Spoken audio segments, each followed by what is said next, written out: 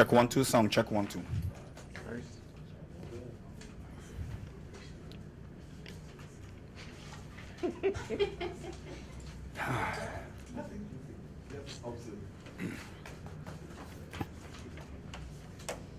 Right, they get both vertical and horizontal.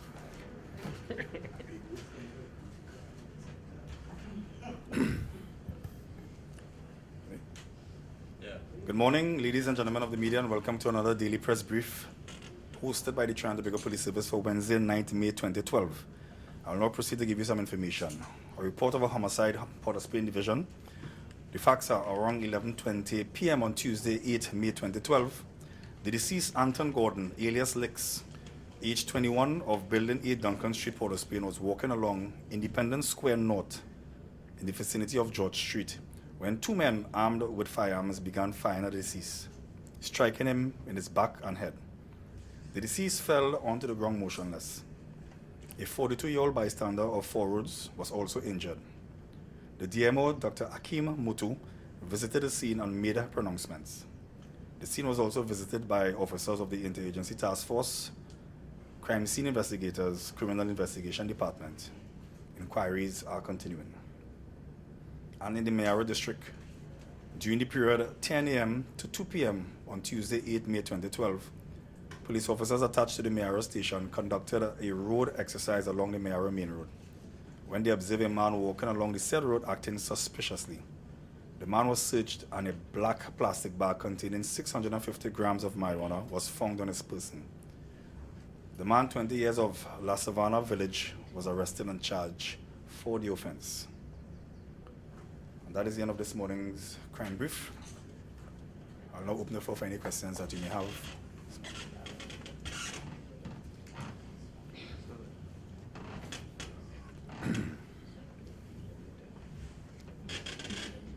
Good morning. Morning. Have you heard if there were any suspects held in connection with the same homicide? Which one? The same one that you ran on Independence Square? No. All right, okay. Do you think that there's an increase in homicides within the last month or two? We have seen an upsurge.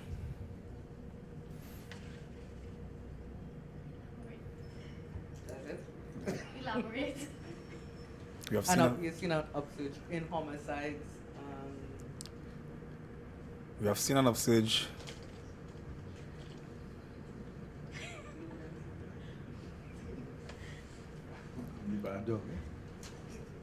Good day, Mr. Meister. I've been here 2 days, so I missed out.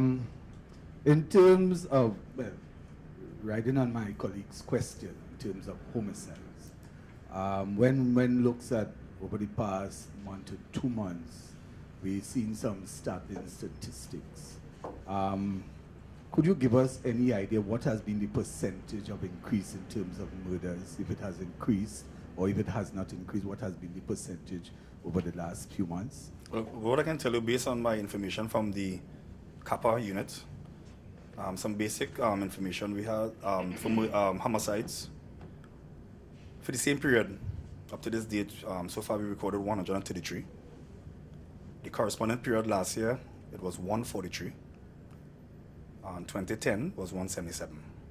So that's the figures we're looking at this time. So it stands at 133 now. 2011, 143. 2010, 177. And I hear that. I mean, you're looking at a difference of 10, so to speak.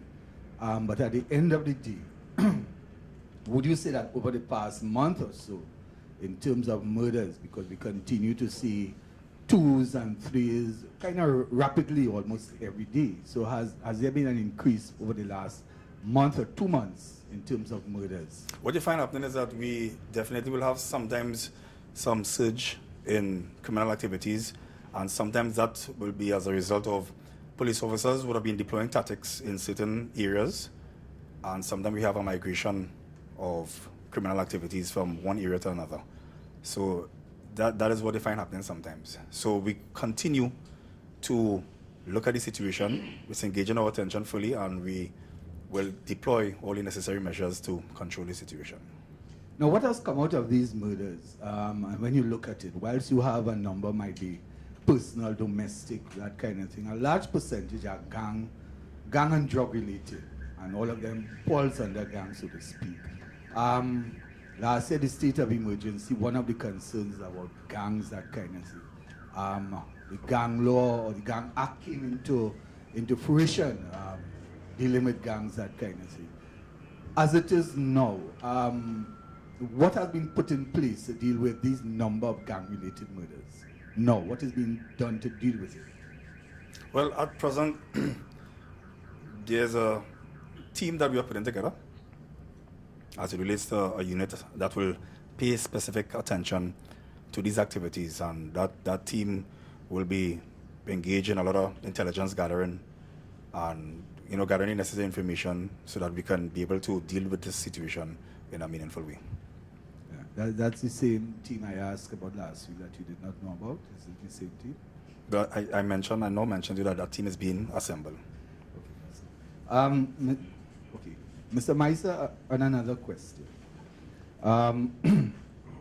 And it came up before, and well, not here, but it came up at different areas. Now, for clarity, what is the authorization of police along the bus route, police and other emergency vehicles, when they reach the intersections, right? Because I have seen it, I've witnessed it, I've given evidence against it, even in a tribunal. And I saw it happen up to Sunday again when I worked, where a police officer going, according to the investigator, who I spoke to at the same time, going to pick up a guard in Malabar, which is not an emergency, chose on his siren, breaks the light, kills 2 persons, right? And the defense is, well, he was in an emergency. Picking up a guard is not an emergency, right? And I've seen it happen quite often. This morning I witnessed prisons vehicle reach to the intersection, put on the siren, cross the intersection, the siren goes off, and then they go along their merry way. And it continues to happen. What's the authority of both police officers and these other vehicles that have the emergency sirens in terms of on when they reach in intersections and traffic lights on the bus route? What are they supposed to do? What are their rights, and what is a citizen's right? Well, we continue to say that police vehicles and other vehicles, they are governed by the rules and regulations of the Motor Vehicles and Road Traffic Act. A traffic light is placed in an intersection for a particular purpose, and the rules of engagement as it relates to traffic lights must be adhered to. If we have situations where we have uncontrollable intersections where there's no traffic light, emergency vehicles should exercise extreme caution when proceeding to an emergency, and that will entail slowing down, stopping, ensuring that there's no oncoming traffic before they proceed. As we mentioned before, in saving lives, we don't want to put lives in danger in the process. Okay, let's go back to the same question where you were talking about the new team that you're going to put together. The same team, I think it was mentioned last week that Samuel spoke about. But why it's supposed to deal with gang-related matters, right? This team here. But then they have rope before that, and that went real bad, and they disband rope. You know rope, right? Mm-hmm. Peter Offenders Unit? Yes. Isn't that like the same thing? No, it's not. So they're only gonna gather intelligence, like you said, or they're gonna... Well, it's going to be a team where they're going to gather intelligence. You'll have an investigation team, and you'll have a support team. And that's a combination of all these activities to deal with that situation. Can you tell us a little bit about how the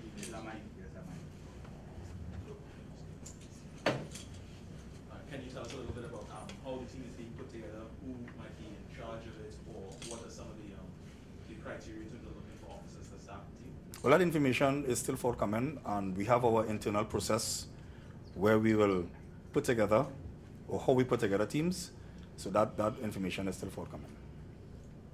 Okay, Mike. yeah, it's my question. What will be the, do we know, is it going to combat just violence or drugs or all gang-related activity? What is the express goal of this proposed gang unit? Well, as I said before, not to let out too much information, but it's going to be dealing with intelligence and policing, which is a combination of a lot of activities. We're going to be gathering information and gathering intelligence.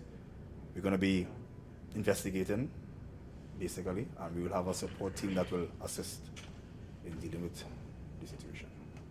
Can you tell us where the unit will be based? No. Are there plans to recruit civilians? Are there plans to recruit civilians into this team as your sort of backup system to your forces out on the field or anything like that? I Or it's cannot. going to be manned strictly by police? Yeah, I cannot say no, but police officers will comprise the team for now. And well, I don't know if this question was asked before, but how soon will this unit be on stream? The public will be informed. Final One last question. The accident again on Sunday, is an investigation being done since allegations were made against the police officer? Over the weekend, you're speaking Yeah. about? Most definitely an investigation has been launched, and we await the results from that investigation. What's the status of the policeman in question for this accident? He's hospitalized as we speak. What's the status of his hospitalization? Well, he went under emergency surgery, and he's resting in a stable condition at present.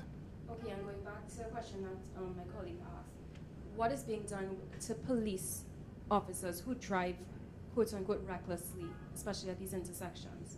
What sort of cautionary things are put in place for them? Because you see they put on the sirens often and they muscle people out the way, you know, and whether or not they are actually trying to chase a criminal or whatever, what is, or not, what sort of caution is being put in place to prevent this from happening again?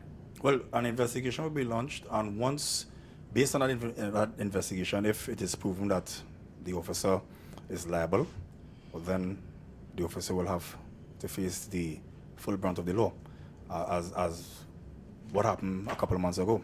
You would have seen that an investigation was conducted and the necessary action was taken.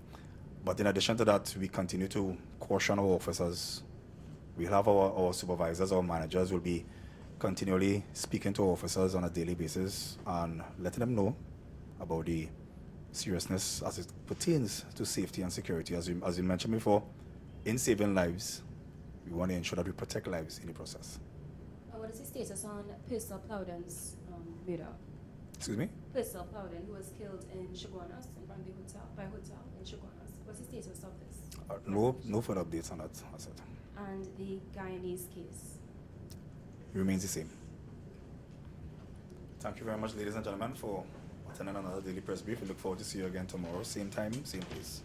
And I urge you to have a blessed and safe day.